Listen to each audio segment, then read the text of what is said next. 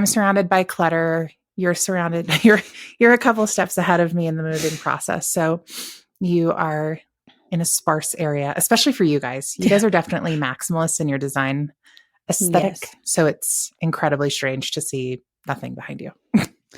Yeah. I wish that I was joking when I said I think that there were literally about 5 boxes worth of things on these shelves. Like, Ooh. why? Okay. So those are packed. If you could see in front of like this direction though, rough. I'm just gonna look here. You know, this is not my problem yet. Yeah. But yeah. I don't know if I don't know what's happening. I don't know why my eyes are so watery. Like, I don't know if it's like an allergy thing, if it's like a to do with our situation thing. But Logan and I were talking last night and it's like, you know, you start like pulling things off of the walls where it's like clearly not just oh, I'm just taking everything off the shelves to like dust it or something. Do you dust? It's like bitch, you know, I literally, if I dust, I'm dusting around the things. That's what I was going to say. Like, when have you ever pulled your stuff off the shelves to dust? I tried to use the hairdryer one time to like blow dust. It doesn't work. Like leaf blower, your fucking dust literally. away. I have. Hysterical. I have. Yeah, but like looking around and knowing that things are like not going to be back in the places that they were, makes it all feel really real. And there's this part of me that thought I would feel really sad, but it's not even like a sad thing. I just think I'm like looking around and I'm having a hard time finding the right word for it. But it's like, we bought this place. And I remember when we first moved here, I would like FaceTime you or FaceTime Sarah and just be like, dude, look at my porch. Look at my view. Look at what I'm looking at. And now I look out there and I'm still like, dude, this is so nice. Like, really loved this place. But I'm not sad that I'm leaving it. But I'm still like crying. Okay. Well, yeah, I think it's bittersweet. I mean, I think the space that you guys have out in Washington is so magical that, yeah, I mean, it would be bittersweet to be leaving that, even if you're looking forward to kind of what's coming next for you guys. So yeah, makes sense. It sucks because I was, I like literally didn't think I was going to cry like this. This is annoying. But I was like going through these boxes of books and Logan and I had bought this journal before we moved. And it was like, I think the company's Loom, but it was like a partner journal, you know, and you like, there are these like prompts on each page. There's like 4 little questions. And then like you know, one partner fills out one and then the other fills out the other. And so then you can see like what each other thinks. And it's like, you know, what's the favorite date we've ever been on, or what's something that is really scary to you right now. And then like the last question on a lot of them is like, this is the best way you could support me right now. Mm-hmm. And then it's for me to fill out, for Logan to read, and then he can know like where I'm at or whatever. And we bought this thing, I would guess maybe the Christmas before we moved out here. And so some of the entries were like, I'm really nervous that we're going to move and I'm not going to like it. And then like, we're going to have to move back and it's going to be like on me and that sucks. And I was like reading it and crying in the fucking dog room. And I was talking to Logan about it and I was like, dude, I hate that like there was a part of me that like knew this could happen and really didn't want it to happen. And Logan was like, yeah, but like, if I'm being really real, like, I just like, even if you loved it, I wouldn't, you know? Yeah. So it's like, even if it wouldn't have been me, it would have been him. But it just sucks to like read it and know that that was a thing you felt worried about. And then it's like, well, should I have like listened to that part of me and just not done it at all? But I don't know but I think that like if I wouldn't have done it, then I would have always like wondered. Yeah. So I don't know. It was just kind of like a icky. So I just feel like I've just been in my feels, you know, like we're picking up the U-Haul tomorrow. We're going to take a few days to load it up and then we're going to pull away and like, that's it, you know? Yeah. Well, to lighten the mood for just a moment and let you catch your breath, I love the idea. Saichen and I were literally, I was like, oh my gosh, I dread this week for Kate and Logan and the kids. It was like the packing of a U-Haul is just so annoying. And then I was like, and it's just so hot. And they have like a is it 30 hours? It's 30 hours. They have like 30 hours of driving. I was like, and they're a family of 8. I was like, it's like the Beverly Hillbillies. It's just like, here we come. Yeah. Like your U-Haul with your cat and your kid and you, and then Logan in the truck with the other kids and 2 dogs and dragging our your car. other vehicle. It's just like, I just imagine you guys at the end of the day pulling into like a Holiday Inn or whatever. And you pull in the parking lot and it's just a spectacle to behold. Yeah. Like we're all going to be so disheveled, absolutely covered in pet hair. Like, oh yeah. The kids will just be like dirty and have food all over them. Mm-hmm. Yeah. It's going to be a real trial to even just get the kids to be able to eat in the car with the dogs, because the dogs are like not respectful of other people's food. They just assume it's theirs. Yeah. And then it's going to be too hot. I was like, and then you pull in to Indiana and then you have to unload all of those things. Yeah. And there is like a little excitement when you pull the stuff off of a truck and you look in your niece's face and it is like a blank slate and you're like, okay. But I was like, oh gosh, I hope you guys have like an air mattress or something just waiting for you to collapse on. Yeah, truly. Yeah. I'm feeling decently nervous about it, if I'm being honest. I already called mom and was like, hey, I don't know if we're going to pull in on Monday or Tuesday, but I'm going to need you to like be at the house when we get there so I can immediately give you the littles, because they're going to need to like go outside and run. Mm-hmm. And I don't want to be tripping over them trying to unload the U-Haul, because like realistically I could just take a breath for a second and extend the U-Haul an extra day. And I think it's like an extra $60 maybe to extend it. But like in my mind, if we pull in on Monday or Tuesday, like, well, we need to get the U-Haul unloaded so we can return it the next day, because technically my reservation's up on Tuesday. So it's like, I need to hurry up and get all the shit off of it so that I can return it and not have to spend any more money.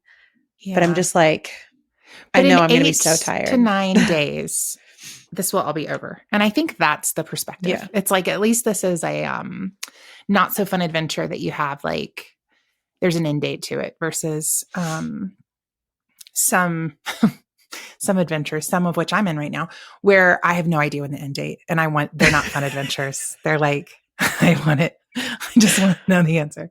Yeah. So I'm dreading it for you. But I'm excited for you guys. It's, I know this has been like on your radar, a move back, home for a while. And, I don't know. I just think like when you really, I think you'll really, really appreciate having the community and support, because it's been something that you've desired for so long. Yeah, I hope so. I hope I can like crawl out of my, I'm losing the word, but like, I usually feel really self-conscious about like reaching out to people to see if they want to like get together, because I'm like so worried that I'm like going to interrupt a plan that they have, or they're going to feel this like weird obligation to meet up with me or something. And so a lot of times I just don't, and like, I think that that's part of why I got so lonely even before we moved, when we were living in Spencer. And it was like, I had these friends and, but like the majority of them lived in Ellettsville or Bloomington and like have their own lives too. And so I'm always nervous about like trying to, because I feel like I'm inconveniencing their life in order to like slide myself into it for. Do you feel that way when people reach out to you? Certain people.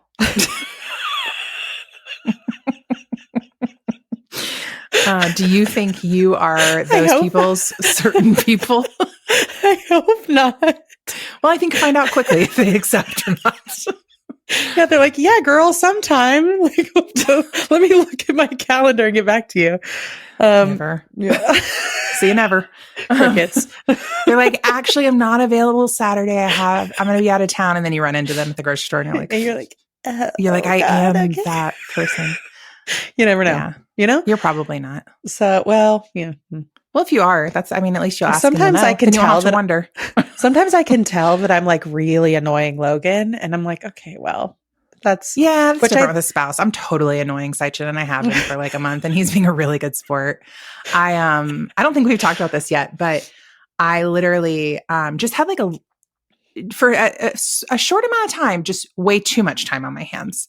Mm-hmm. And I am used to running at a pace prior to marriage that was unsustainable in terms of the amount of work I was doing, the amount of like recreational travel I was doing, just the amount of stuff I would put on my plate for any given day.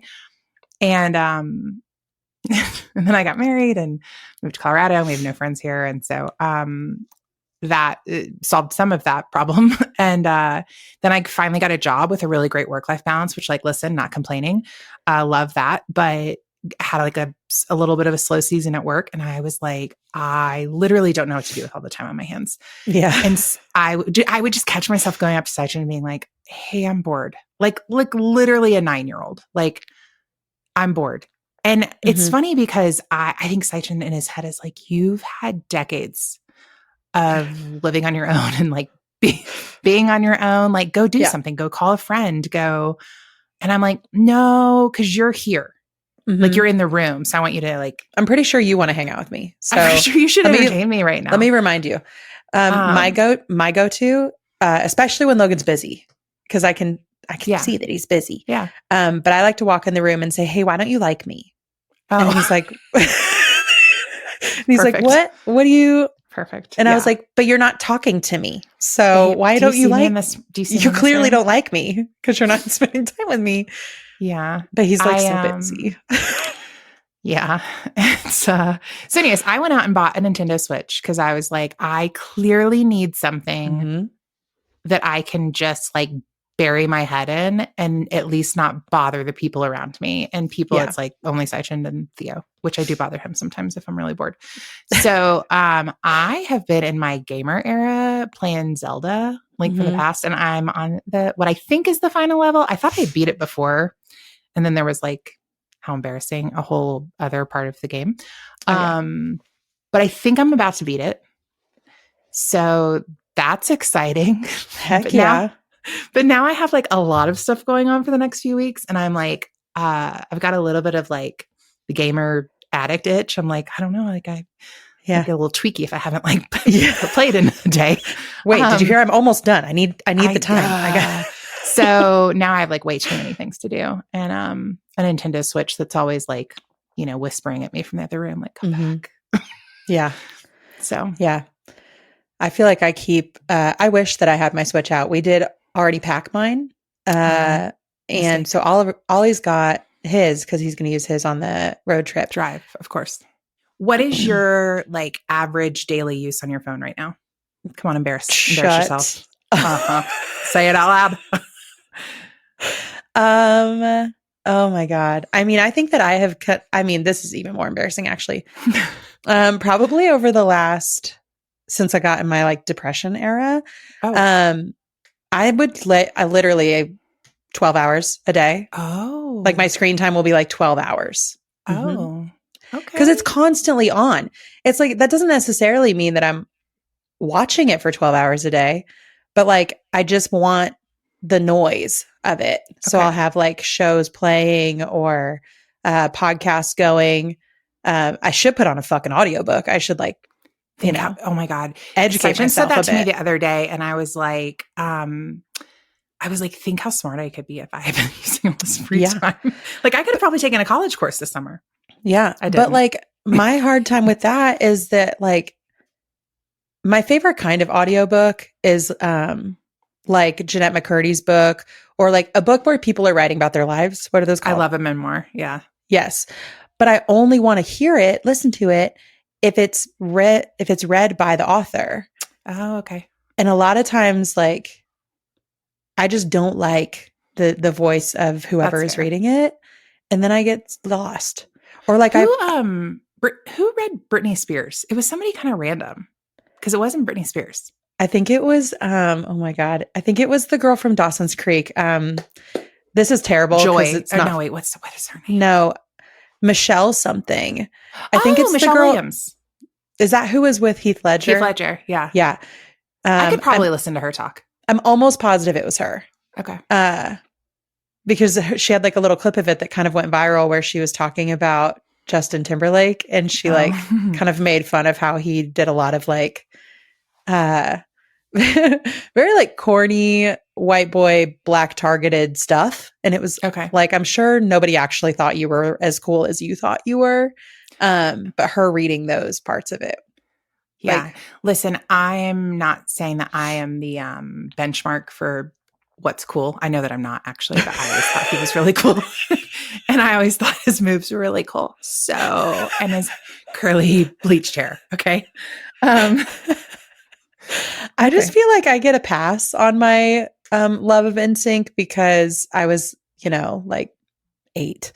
I don't think it's fair for me to, because I look back on it now and I'm like, that's actually so embarrassing. And when I see videos of him on tour right now, I'm like, that's really embarrassing. Yeah, it's not great. I just think anytime that like, I think that anytime that pretty privileged white boys get any sort of platform, they often embarrass themselves. It's like they don't have, because they have a mom at home that is telling them they are the best. You're the best. You're the cutest. You're this. And it's like, that's great. I gas at my kids too, but somebody needs to humble them. They need to have a dad coming behind them that's like, not it. Don't move like that. Don't do that. Or they need like a mean best friend that will just let them know, just don't do that. Stop it. He didn't have any of those.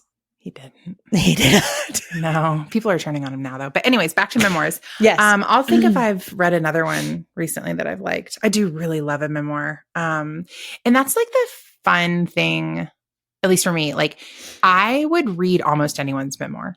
I think people are just so fascinating, which is part of the reason why I wanted to do this podcast, is because when I meet people, I'm always just like so intrigued by their stories and also their like roadmap. I loved those books as a kid where it was like choose your own adventure.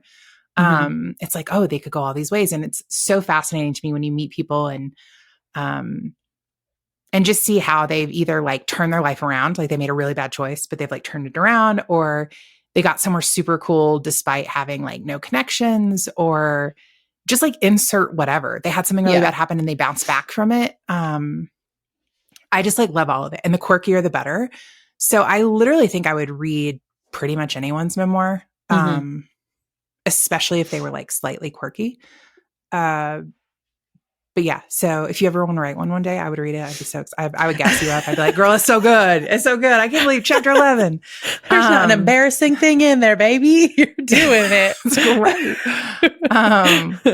But yeah, I could listen to people. I mean, I could go on a coffee date every day and listen to people tell me about their life story, and I'd be like the happiest person. Yeah. Or just like their weirdest, like what's the weirdest thing that's happened to you, you know? I remember feeling like people were saying good things about Will Smith's memoir. And so I bought that audiobook because he reads it, but then he did the thing where he slapped the guy. And then I was like, well, I can't even find it. He like acted like smacking people. Yeah, he's like, what is even like? He wasn't even like that sorry. You know what I mean? He wasn't, which is fine, I guess. But like, I just felt weird about Jessica Simpson's memoir. I think I own that book, but I don't know if I've read it all the way.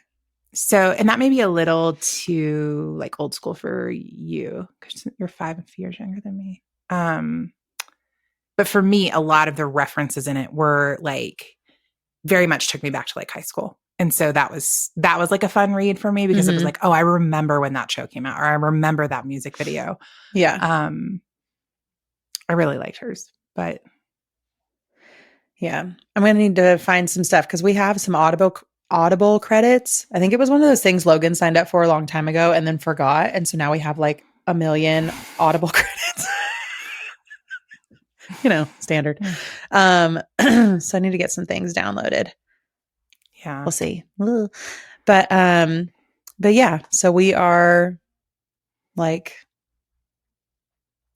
assuming everything goes to plan, we are 4 days away from pulling out of here, which makes the scheduling for the show a little funky for a bit because we have to tear all of our stuff down.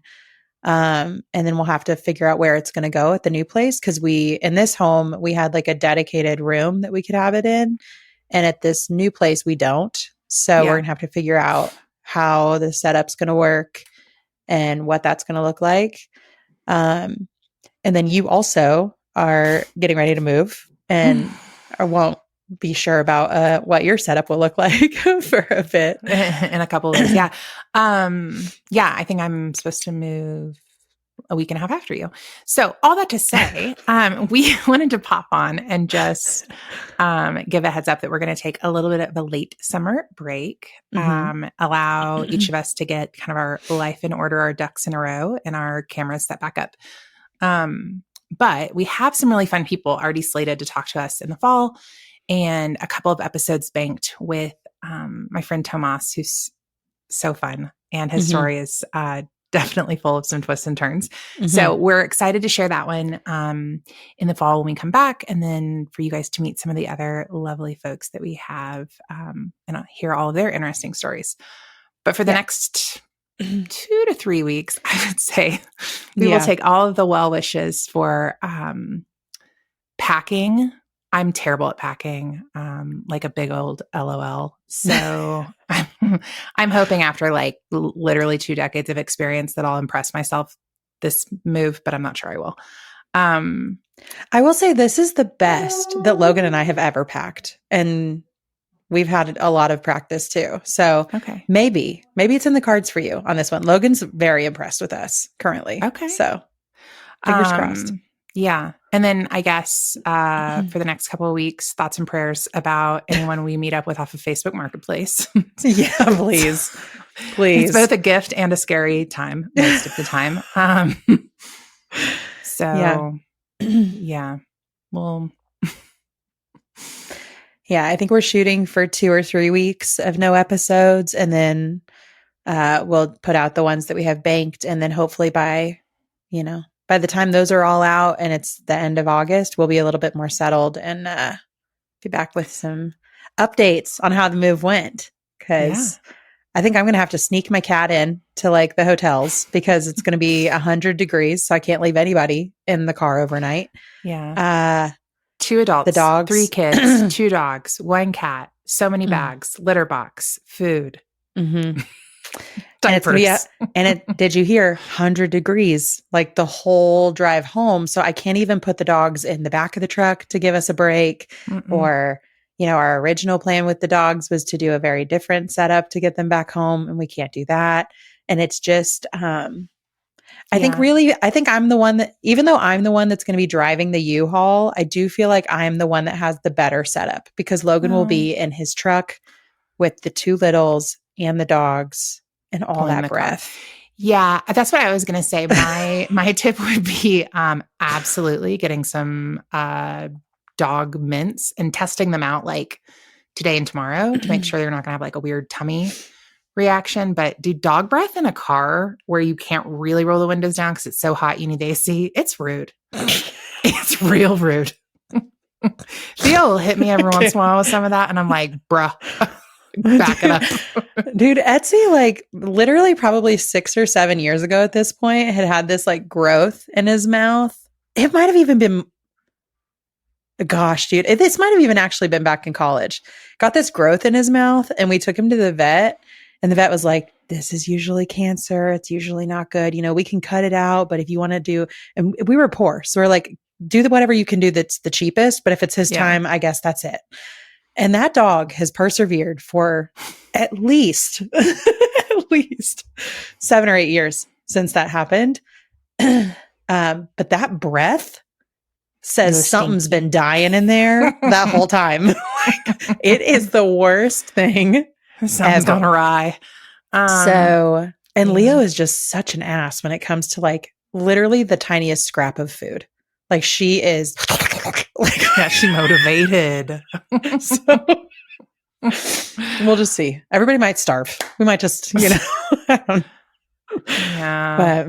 Zoinks. Smoothies. Okay. Smoothies for lunch. Liquid lunch. Yeah, true. Liquid lunch. Yes. Yeah. Oh my gosh, dude. I didn't even actually think also because Etsy is so old. That dog is just kind of nonstop farting like all the time. It's a really dry for Logan. They're like old man dog cold farts. Like it's just y'all just be thinking for Logan because he's gonna be he might need hurting. some little like salve under his nose, like yeah, we'll put some Vicks, just slather that mustache with Vicks. Disgusting. Yike. Okay, but back to packing. All right. Well, yeah, get back to packing. I'm excited to hear your travel stories. I'm excited to share your travel stories. You need to maybe just text me anytime something weird happens, and then we'll have a little log to share with people. But yeah, I imagine 30 hours in the car with all that going on. Oh man.